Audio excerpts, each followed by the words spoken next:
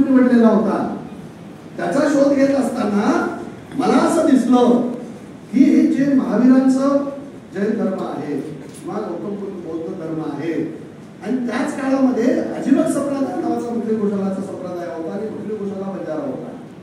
आणि म्हणून मखली गोशालाचं साहित्य जर जैन साहित्यामध्ये असेल, मखली गोशालाचं साहित्य जर बौद्ध साहित्यामध्ये असेल, ज्या संशोधनाच्या क्षेत्रामध्ये मी 3 दशक घातली ते आजीविक संप्रदाय देखील बौद्धकालीन आणि जैनकालीन आहे असं अत्यंत जबाबदारीनं मला तुम्हाला म्हणावंच वाटतं.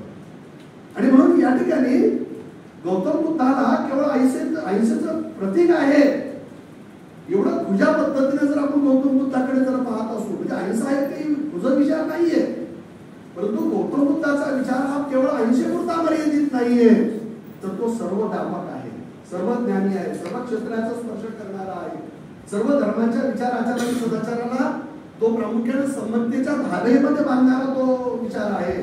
तिथे पंचशील आहे, अष्टांग आहे, बरं का, तिथे सम्यक ज्ञान आहे, सम्यक विवेक आहे, सम्यक चारित्र्य आहे, सम्यक भाषा आहे. सम्यक म्हणजे योग्य प्रमाणामध्ये, दादाने थोडंसं वेगळ्या पद्धतीने त्याचा अर्थ या ठिकाणी सांगितला. आणि म्हणून जीवनामध्ये माणसाला माणूस म्हणून वागलं जात नव्हतं, माणसाला माणसाप्रमाणे वागलं जात नव्हतं. आणि वर्णव्यवस्थेने प्रामुख्यानं या ठिकाणी कर्मव्यवस्थेला डावलून या ठिकाणी मानवता नावाचा जो विचार आहे तो त्या ठिकाणी डावललेला होता. आणि म्हणून तो मानवतेचा विचार खऱ्या अर्थानं प्रस्थापित करण्याचं जर कोणी महामानवाने काम केलं असेल तर त्या महामानवामध्ये आद्य समाज सुधारक म्हणून आताच त्यांनी दादांनी जोडले की त्याला राजकीय हे देखील होतं, अनेक अंगाने त्याच्याकडे आपल्याला पाहता येतं, स्पिरिच्युअल अंगाने या ठिकाणी पाहता येतं. परंतु या ठिकाणी पाप पुण्य स्वर्ग नरक या कपोल कल्पित कल्पनेच्याही पलीकडे जाऊन, कर्मकांडाच्याही पलीकडे जाऊन जगाला जर खऱ्या अर्थानं ज्ञान प्राप्ती करून देण्याचं काम जोरी करून केलं असेल तर ते गौतम बुद्धाने केलं. आणि गौतम बुद्धाच्या त्या ज्ञानामध्ये जे त्रिपिटक जर आपण वाचतो, त्रिपिटकामध्ये अनेक शेकडो ग्रंथ आहेत आणि त्याच राहुल संस्कृत जर आपण काढून वाचलं त्याचं भाषांतर त्यांनी केलेलं आहे.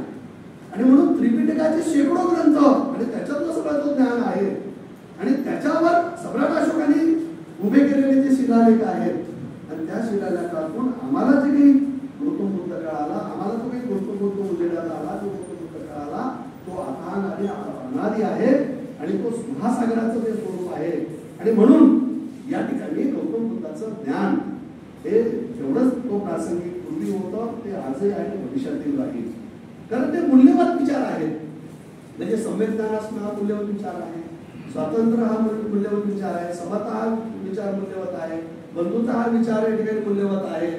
महिलांना बौद्ध भिक्खुनीला देखील आपल्या संघामध्ये स्थान देणं हा महिलांना समानतेचा धागा जोडणारा देखील बुद्धाचा या ठिकाणी विचार आहे.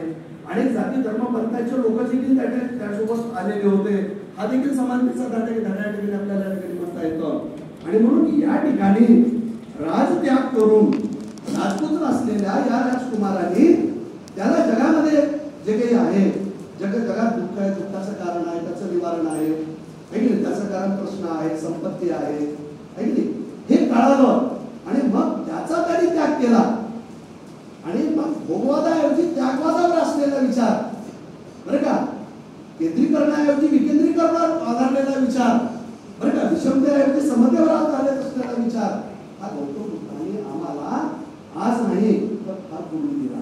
मी मध्यंतरच्या काळामध्ये डॉक्टर बाबासाहेब आंबेडकर आणि मार्क्स, बरं का, बुद्धिझम आणि कार्ल मार्क्स हा जर ग्रंथ आपण वाचला तर त्याचा यथा योग्य अशा पद्धतीचं मूल्यमापन डॉक्टर बाबासाहेब आंबेडकरांनी खरं तर तो निबंध आहे, 22 पानाचा निबंध असेल.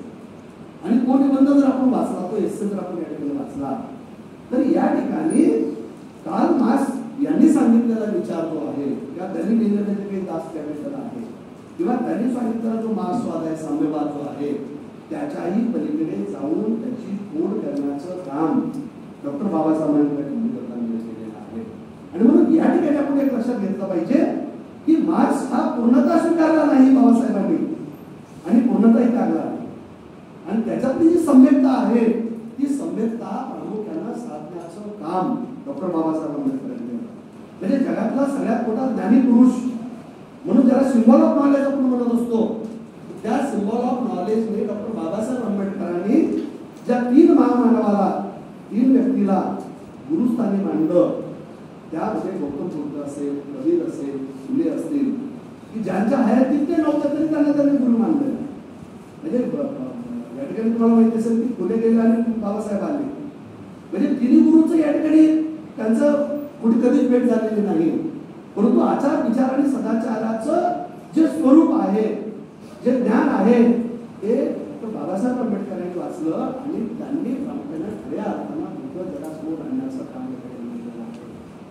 तत्पूर्वी ओशोने आचार्य जगतनी प्रामुख्याने गौतम बुद्धाला खऱ्या अर्थानं खरं तर त्याची समीक्षा झाली असं आपल्याला म्हणता येत नाही, कारण बुद्धाचा विचार हा मूल्यवान आहे आणि मूल्यवान विचार असा वाचताना देखील आचार्य रजनीशनी त्याची जी फोड केलेली आहे आणि त्याचं जे हे केलेलं आहे, तर ते देखील आपण काय केलं पाहिजे, आपण समजून घेतलं पाहिजे. आणि तुम्हाला माहित असेल की जाता जाता माझ्या संशोधनामध्ये ज्या काही गोष्टी आल्या, आता दादांनी सांगितलं की एका महिन्याने त्याला ती खीर दिलेली आहे. जर आम्ही वैशालिकी न बघू नगरबोधू जर हा ग्रंथ आपण जर वाचला किंवा जातक कथा जर वाचला, आणि 547 जातक कथा वाचलेला आहे, त्याच्यात ती पहिली जातक कथा ही अनाथपिंडक आहे, बंजारा आहे, बरं का.